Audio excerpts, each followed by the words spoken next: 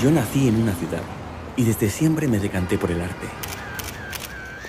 En verano de 2009 estaba buscando a una protagonista para un cortometraje y así apareció Lucía.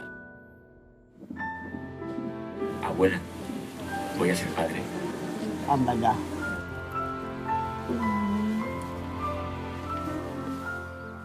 Mi bisabuela poseía una casa en este pueblo, una casa que estaba vacía. Entonces empezamos a venir los fines de semana.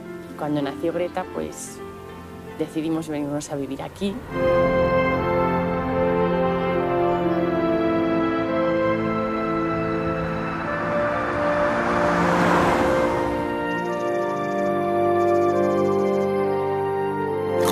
¡La merienda, mi amor!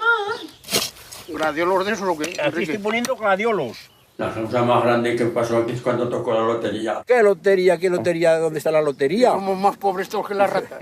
Mira lo que hay aquí, Carlos Borriquera. Tiende a morir. Yo creo que en el momento en que no hay escuela en un pueblo, es un pueblo muerto.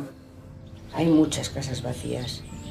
Pueblo mío que estás en la colina, apartado como un viejo que se muere. ¿Qué será de mi vida? ¿Qué será?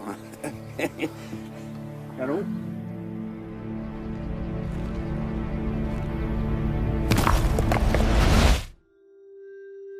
No, sí, no, sí, sí. Adiós.